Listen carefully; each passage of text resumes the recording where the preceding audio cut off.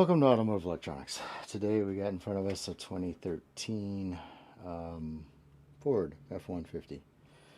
The one with the blue needles, and the blue needles and the white needles, they tend to fall off.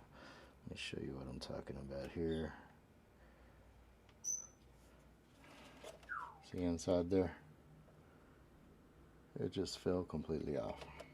And we got a gauge stuck on 90. I had already released the clips on this. If you get into these and your needles have fallen off, you can see, easy for me to say, that hub right there has cracked and half of it is gone. If you can find it in there, you can do what this guy did earlier, which is he put some super glue around it and tried to save it. The problem is these things are kind of fragile when you're taking them apart, and they tend to have issues with these motors being tore up, and probably why that thing was stuck on 90. It's in here messing around. So I've put a little tension up here on this plug and start releasing these after you take the needles off. Release the clips. Oh, this one's holding it first. Okay.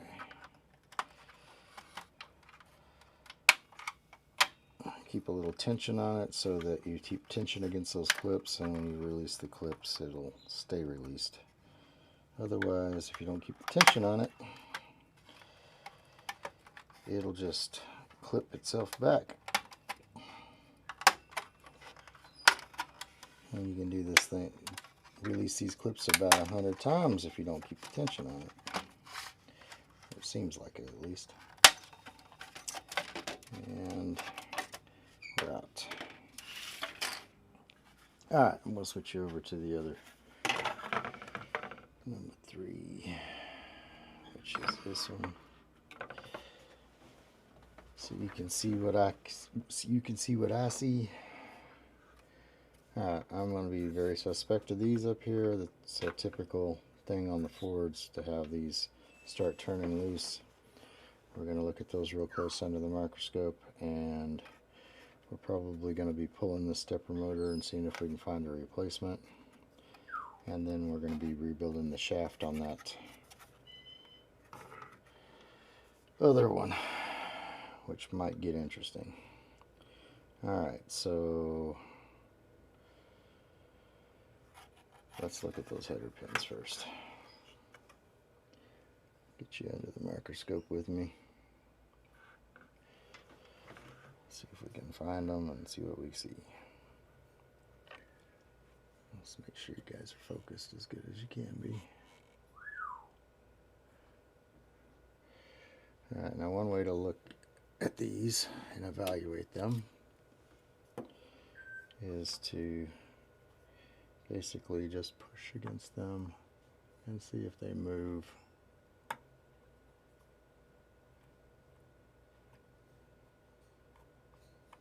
Sometimes you can see the cracks around them, so not on the outermost edge, but right in the middle of the mass of solder there, you'll see cracking. And I'm not seeing any cracking here, but I'm just checking to see, because sometimes they crack along the base. If they do that, you can only see that by trying to move the pins and seeing if they move. So I'm just pushing against the pins, seeing if I get any movement. Got a bunch of videos, well, I've got a few videos out there where it's real obvious. Can't remember which ones they were, so hey, if you want to see it, go watch all of my videos. Yeah. These look like they're pretty solid. We're going to go over them anyway, just showing y'all how to kind of evaluate the problem. So this is not what the guy is complaining about. The guy was complaining about his needles falling off and the other gauge being stuck on 90. Let's go back to 3 here. Alright, that should be all of the microscope work we need. The rest of this, Let's see if we can get you a little tighter here. I thought we could zoom a little better with this, but perhaps no. It's not letting me zoom in. Huh, okay. I know how to zoom in.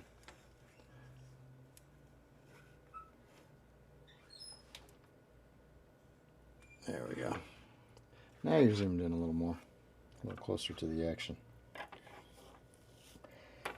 Alright, so again, this is prophylactic. We're going to go over those header pins. So if there is any cracking starting, it won't be a problem in the future. Don't really need flux for this. Just need some resin core solder. And you definitely need to turn your iron on. It's not going to work with a cold iron. Okay, we're going to go answer the phone. Okay, every phone I had was ringing. Let's see, we're ready to go again.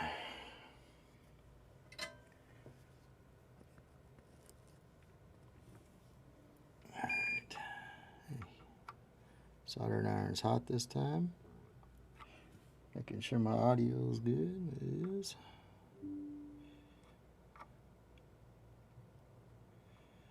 Oh, stuck.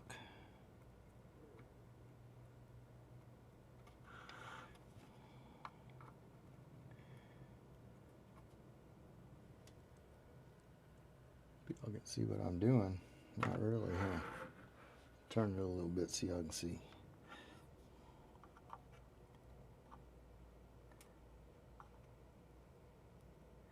So you just want to add a little bit of solder to each one of these. You don't have to take this old solder off. It's fine. You're going to add a little bit of this solder to it and it should just be fine.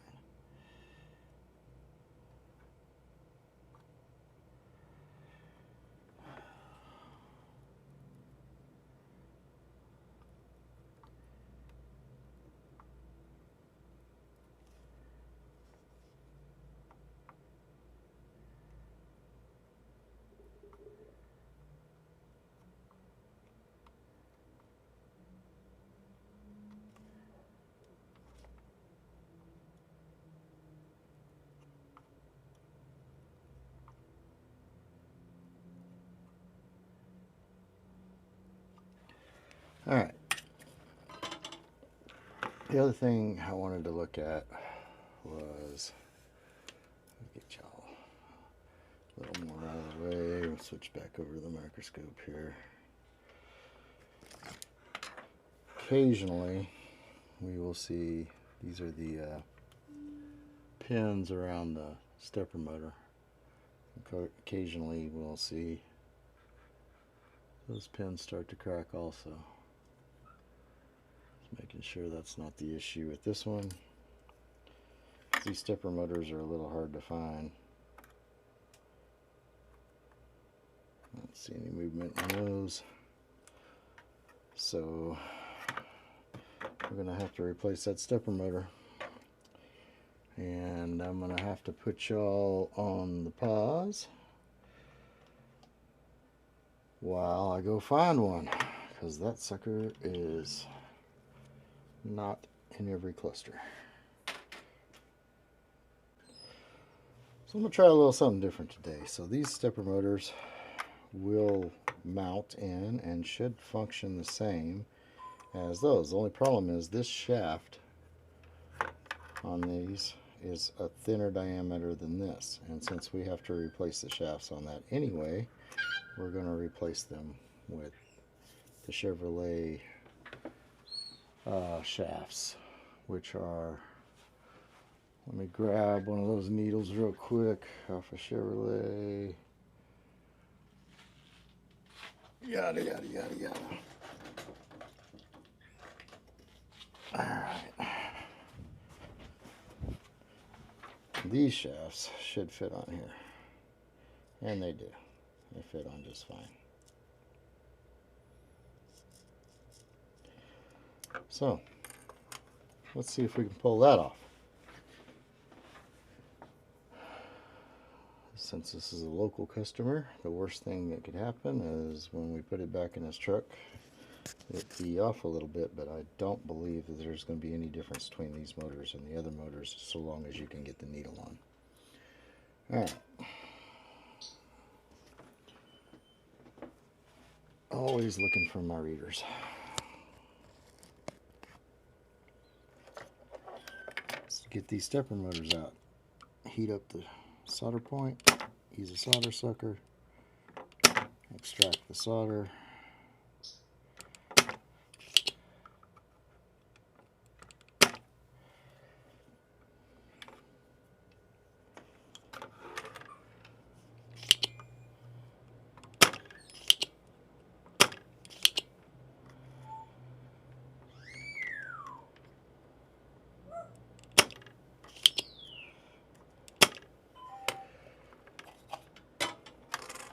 I should be able to get these motors out. Come right out. Alright. This one is the one in question. I'll leave it separate. Get your other motors. And put them back in from the back side. And it's pretty simple. You line up the holes and they should just pop right in. Resolder them.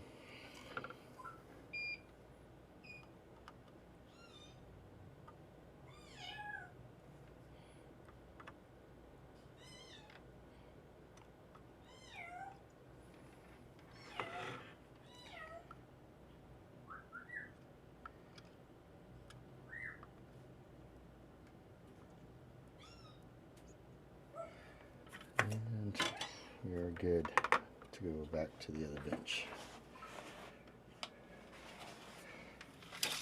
Alright, now all we got to do, our board should be fine. Our needles, the shafts need to come off. We'll need to get a couple of these Chevy needles, zip the shaft off, replace these shafts with the Chevy shafts. And it'll be like a Johnny Cash Ford. Only the old people will get that, but that's what we're going to do. Let me get my stuff and we'll get after it. Okay, so you want yourself a zip tool. You want to cut these off as straight as possible with the cutting tool. I'm going to get them down as low as I possibly can.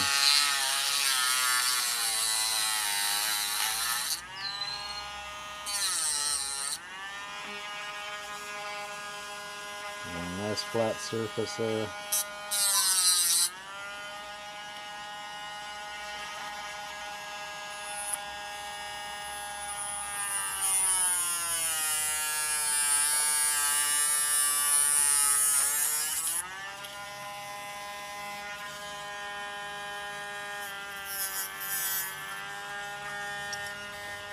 If they don't come off perfectly flat, you can always use this like a little sanding disc. This one didn't come out too flat. Get it nice and flat. Alright, and now the goal is to get that centered and on there. And I want to judge this a little bit. I'm going to get down here low, and I'm going to see that we're about the same height as this other one, and we are. Okay, so as long as we get that attached, we should be good. And how do we do that, you might ask? Well, I tried several techniques for this, and there's no perfect technique, but I'll take my soldering iron and try to get it stuck a little bit on there. Get that stuck, both of them molted, just kind of run the soldering iron in between them and get it stuck a little.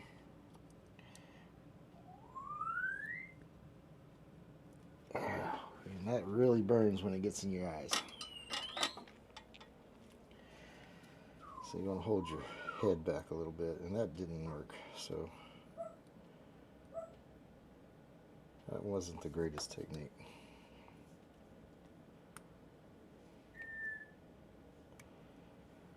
Alright, I'm trashing that.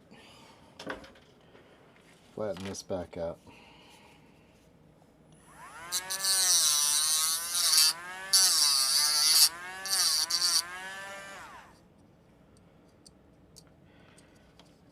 And I'm going to get another Chevy needle or two to work with. Why use the Chevy needles, you might ask? Because I got a few of them.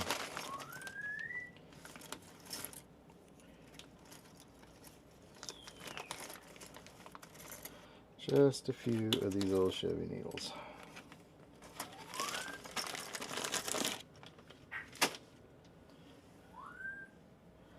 Alright, we'll go after this again.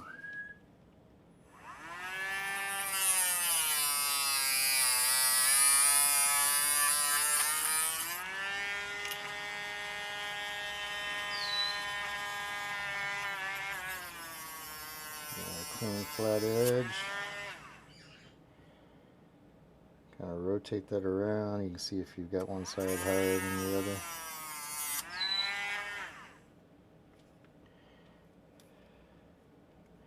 Feels pretty good. Feels pretty good when I stick it there. And this is the other technique we can use, which I've used more often than not, actually. Let's see how old this pack of super glue is.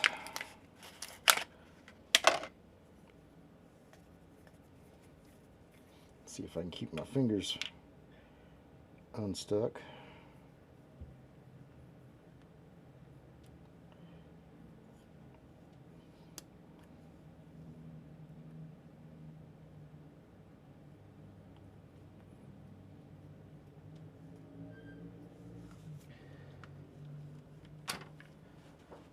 If we were always gluing fingers to fingers, super glue would be the greatest thing on the planet. So I get a little dot of super glue on there, line my needle up, try to get it centered, and now this is the hardest part with super glue. Set that puppy aside and let it dry. Don't jack with it. I will let that dry for quite a time.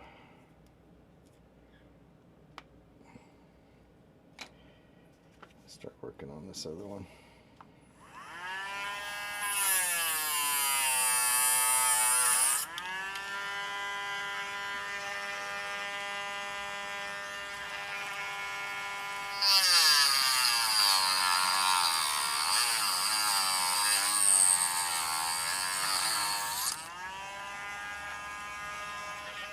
That one was a little more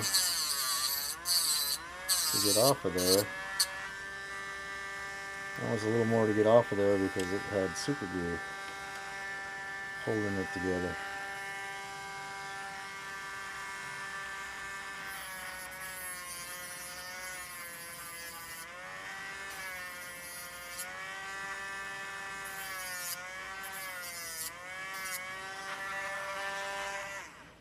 Gotta be a little crafty with this stuff sometimes.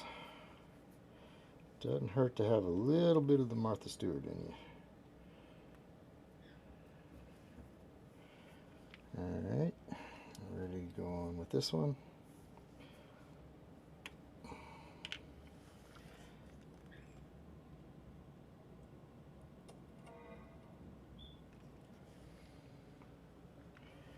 And make sure you get the right end. Don't want to get the wrong end. Boom. Done. I set those things aside. Toss these needles because these aren't going to be needed anymore. They've served their purpose in life. Now the other thing you can do,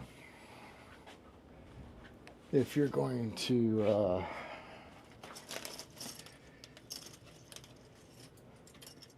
use these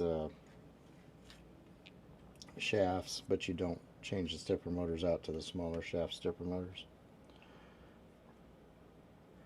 is, I gotta find my thing that I use all the time. I've got a drill bit that is the right size of the shaft, and I don't know what size that is, so it's not gonna do any good to ask me. I'm gonna sacrifice this one for y'all. So you just thread that shaft up on that drill bit and it makes the hole bigger for you. You want to do that prior to cutting this shaft, because if you don't,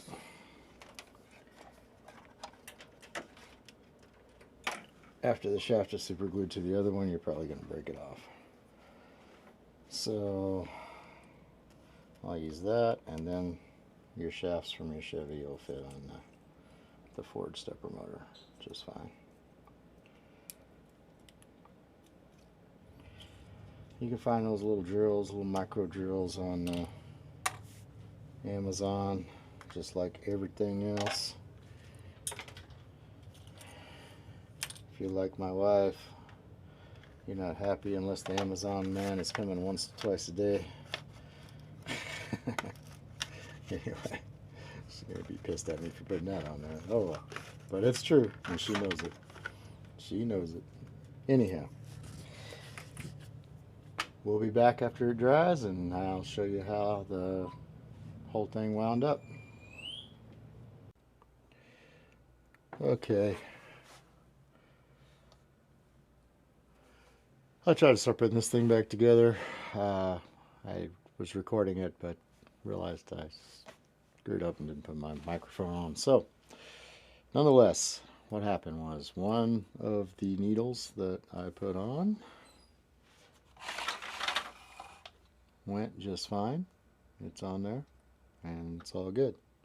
And the other one, the super glue joint, broke. So I went to re-super gluing it. And now I am going to try to expedite. Let's see where we're at here. Alright, we're going to try to expedite the drying process a little bit with a little hot air. Not sure how it's going to go, but we'll try it. My little tube is a little short to get over here, so I might not be able to get it on camera for you. I would sit here and blow on it, but then I'll get all lightheaded, and that probably won't go well.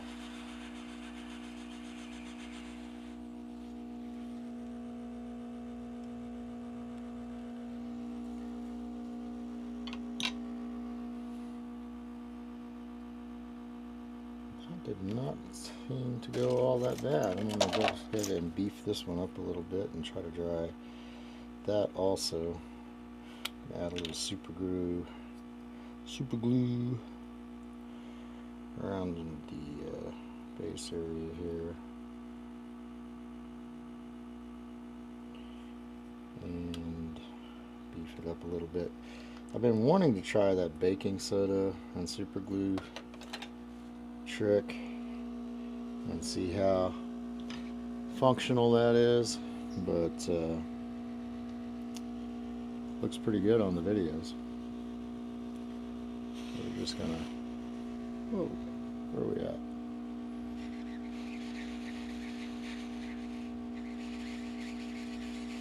See if we can get this to start drying pretty quickly.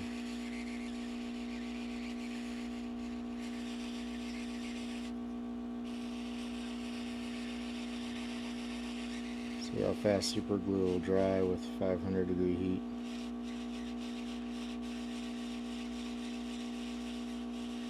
And if it'll hold up.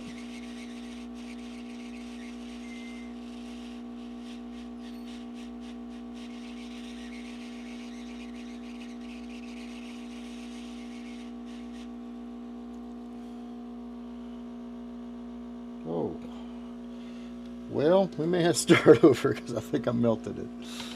Let's, oh, it was a little much on the heat. See if I can salvage this. I want to go with probably not. And that thing is on there though. So let's see if I can heat it again and try to straighten it up. It just kind of bent the shaft a little bit.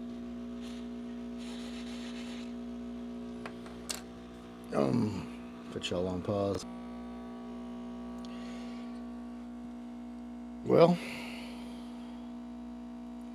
that feels more solid than any one I've done. So, with that being that, make sure this is all seated all the way. I'll get you switched over to the other overhead camera. They're in there all the way.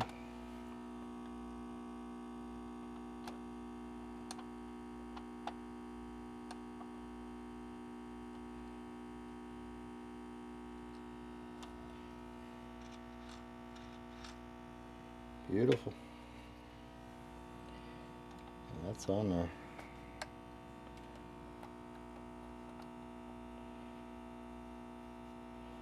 Now these feel all loose.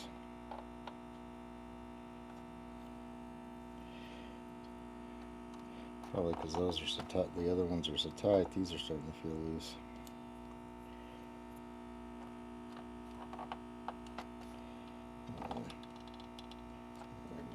Nice and tight, and just need to get them. I don't know where they go.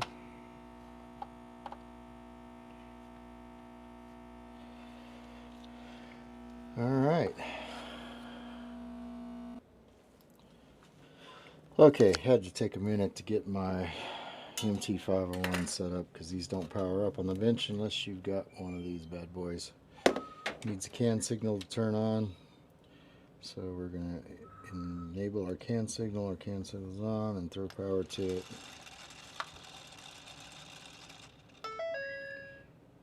And we got it. Everything's good.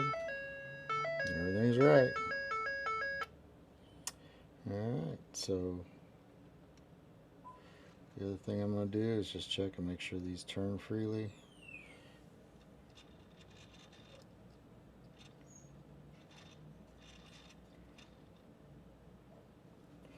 And one more little test. Looks like we're, oh, you guys got in my way. Looks like we got it right where we want it. Alright. And that is that. That's how you take care of that. And hopefully the oil field people will keep their grubby hands off of this. My son is one of those oil field people, so I'm not talking no trash. Oops. Probably don't want the customer information on there. Somebody has been in here monkeying around. And I do believe that has probably caused us a little bit of issue with this one.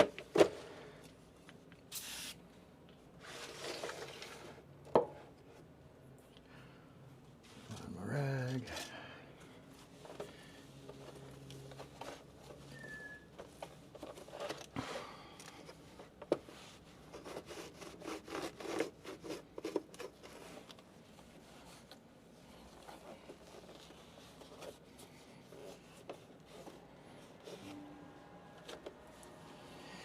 Lucky for me, if you're in the oil field, you probably didn't take any offense to that. I know y'all give each other a hard time as it is anyhow, so there you have it. We're all set, ready to go. Another one down, another old Ford salvaged and kept on the road. So I'm sitting here doing my thing. Need y'all to do your thing. Get down on them buttons and hit them. Like and subscribe. And I'll see you on the next one.